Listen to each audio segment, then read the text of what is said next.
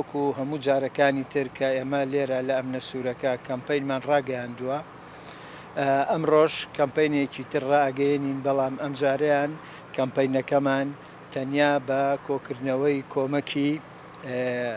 مادیە، شتی تر وەرناگرین لەبەرەوەی ئەمانەوێ بە زووترین کات ئەم کۆمەکە بگەێنینە براو خوشک و کە سوکارەکانی خۆمان لە ڕۆژاوە کە ئێستا ئەوانیش لە میحنەتێکی گەورە داژین و بۆیە پێویستیان بەوە هەیە ئێمە وەکو هاوکاریەکی ئینسانی بەدەمیانەوە بچین. هەر لێرەدا نەنراوە، بەڵکو لە ناو سلێمانیە لە 4 شوێندانراوە، لە ڕێکخراوی ئازادبوون، لە ئۆفیسی سەرەکی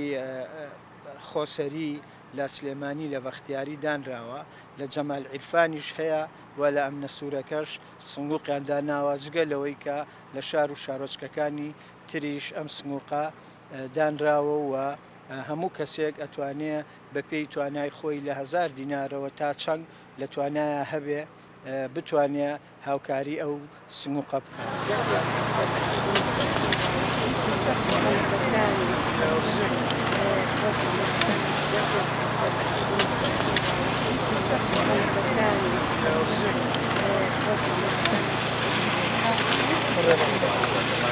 ئەم کامپینی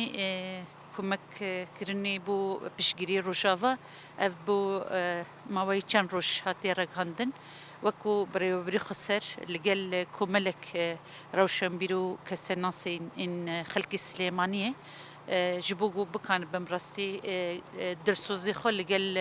piştgirî xelkê Rojava û penebertî gul Rojava tê kirin. Her kes yani ji alî xwe de bejdar bû.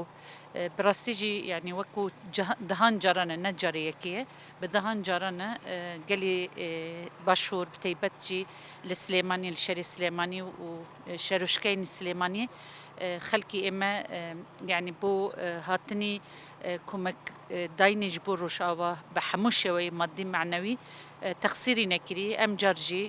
wekû caranê dîtir li ber rewşekî zext yê em bêjin êrişên gul ser Rojava heye li ser Bakur Rojhilatê Sûriyê heye. Carekî dîtir jî di şexsê em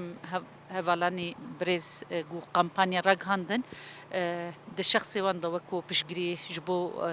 خەڵکی باشوور ji bo Rojavayê Kurdistanê em jî di nava kampanya de cî xwe digirin wekû jin yani komelik jin hene di nava kampanya de cî xwe digirin ji bo ev kampanya yani ragihandinê ev kampanya tenê êsa bi deravî yani wekû pere ye li ber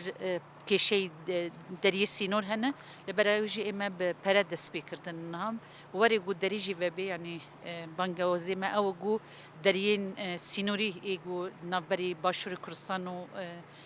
Rojavayê Kurdistanê de jî bê vekirin û destê alîkariyê bû bigîne ber xelkê xwe me wekû Rojava yani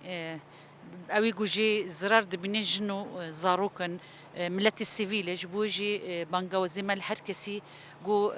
zext bikin got dergê sînor ve bibe ji bo got alîkarî bigîne ber destê xelkê Rojava peneberê Rojava.